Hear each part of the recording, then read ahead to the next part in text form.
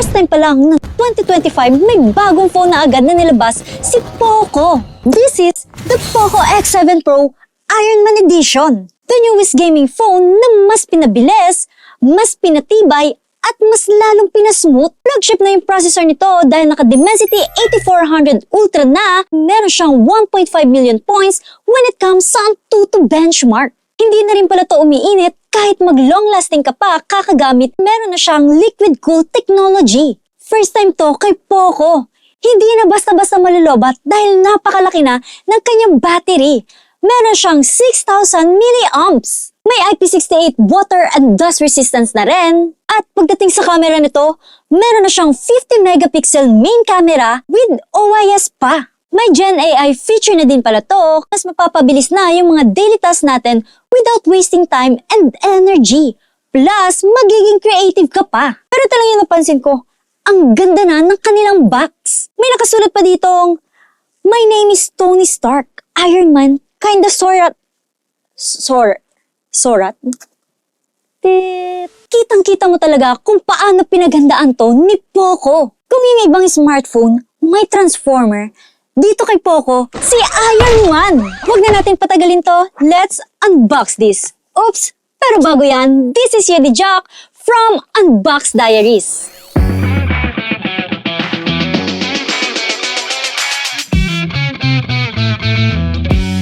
So meron tayo dito ang karton at dito nakalagay ang ating Heart Me Iron Man. Char. Ang ating SIM ejector pin. Di na siya mabubuhay.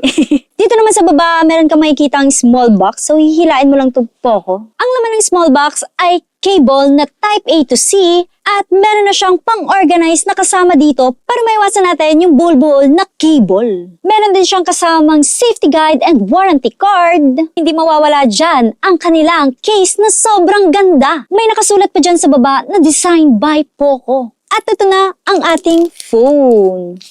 Wow! The new racetrack shaped Teco design. At sinamahan pa yan ng busier curves. Yung feel siya dito sa back, meron kang mafe-feel na small bumps dahil sa kanyang design. Yung Iron Man dito sa gitna at yung nakasulat dito ng Marvel Avengers ay glossy na. The rest is matte finish na siya. Actually, bihira lang yung may mga ganitong design. Talagang nakaka-amaze kapag nakakakita tayo ng ganitong design. Tsaka yung camera niya, naiiba na din. Meron na din siyang flashlight dito at may nakasulat pa na Poco Special Limited Edition. Dito naman tayo sa kanyang side, meron siya ditong volume rocker, power button. Sa baba naman, nandito ang kanyang SIM tray, microphone, Type-C port, at speaker. Sa kabilang side, sobrang linis. At sa taas, may secondary speaker tayo dito, secondary microphone. At syempre, meron na siyang air blaster kung saan pwede mo itong gamitin sa mga appliances mo, like aircon and TV.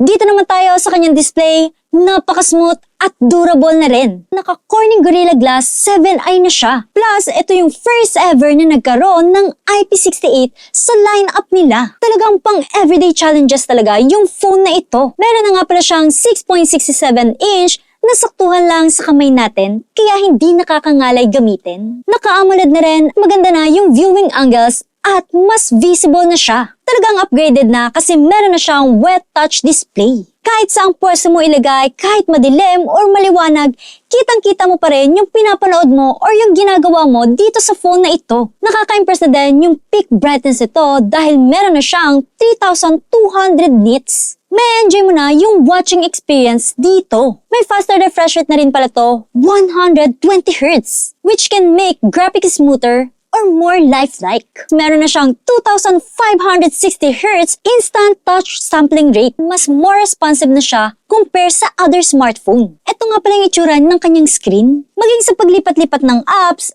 at maging sa pag-scroll natin sa any social media, napaka-responsive pa rin. Aside sa pagiging smooth, naka-Crystal Res 1.5K resolution na siya, 27% na mas malinaw na to sa 1080p. Ang nakaganda pa, same lang yung power consumption nila. Meron na siyang 60,000 levels of brightness adjustment, 1,920 Hz PWM dimming. Ibig sabihin, mas nire-reduce nito yung eye strain or pagkasira ng mga mata natin. Grabe talaga si Poco. Napaka-caring. Dito naman tayo sa kanyang processor. Bagong-bago. Naka-Dimensity 8400 Ultra na siya at meron na siyang 1.5 million points pagdating sa Antutu benchmark. Try natin kung maganda ba talaga ang performance ito pagdating sa gaming. Dito sa ML, naka-high frame rate lang. Di pa siya ganun ka-optimize dito, pero naka-ultra na yung graphics niya. May game turbo na nga pala siya dito sa gilid. Pwede mo nang ayusin yung performance ng setting. At makikita mo na din dito yung real-time FPS niya. By the way, may Wild Boost Optimization 3.0 na pala to improve the gaming experience. You can also watch or open other apps while you're playing na rin. Kasi may floating window na siya. Balik tayo sa gaming. Nakakagulat kasi ang ganda ng graphics. Mas refine na siya at yung scene picture is more realistic na. Sa performance naman, smooth and responsive siya. Maganda to gamitin ha, lalo na kapag jungler ka or assassin. Kasi napaka-responsive. Dito naman tayo sa COD M. Naka-max graphics na siya, plus naka-ultra frame rate. Mas optimized na nga pala siya dito. Parang true to life na yung mga taong ginagamit natin. Also yung mga weapons din. Mas clear na silang tingin dito. Mas accurate na din sa pagtira, sa pagtakbo, at pag-iwas sa enemy. Actually, ang nagustuhan ko dito is yung kanyang gyroscope. Hindi siya nakakahilo kapag ginagalaw-galaw natin. Napaka-smooth lang ng galawan. Alam mo kasi guys, may ibang smartphone na kapag ginamitan nyo ng gyroscope, talagang mahihilo ka. Aside pa doon, hindi na soft and clear yung mga nangyayari sa laro. So hindi ka na talaga gaganahang maglaro. Plus, maiinis ka pa. Dito naman tayo sa Genshin Impact. Nakabalance na siya sa high graphics and yung FPS niya dito, 30 frames per second. Nagtataka lang ako kasi hindi siya optimized dito. Pero grabe yung pinapakita niyang performance kapag in-game ka na. Very accurate, very responsive, and iwas lag na talaga.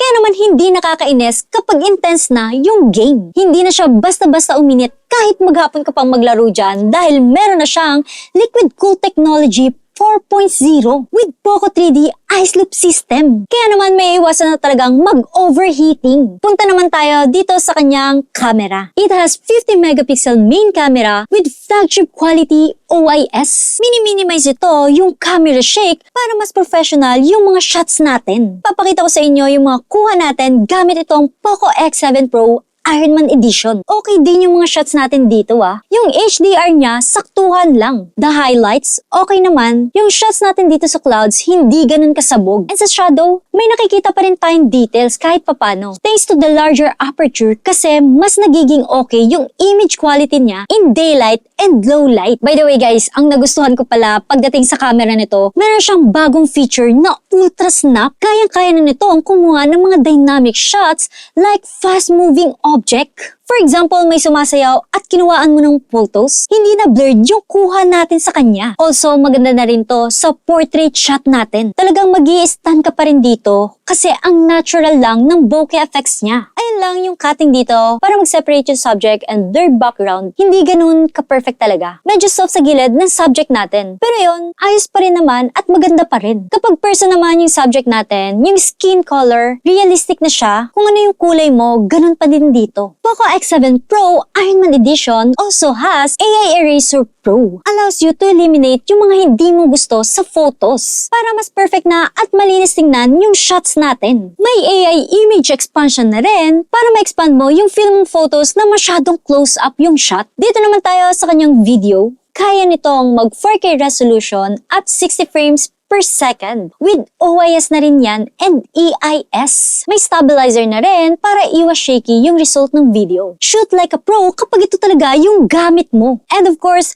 may AI film na din pala to to make it easy to create cinematic short videos. Grabe yung features na pinapakita sa atin ni Poco X7 Pro Iron Man Edition. Pero hindi pa dyan natatapos dahil meron pa siyang AI interpreter. In case na meron kang ibang kalahi na kausap or ka-business, mas ini-improve nito yung communication natin during calls and meeting.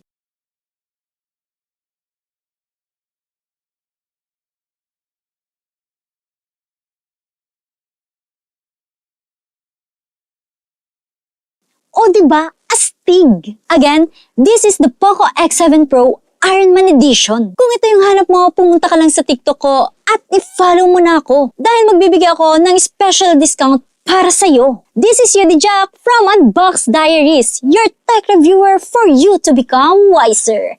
Yeah, boy!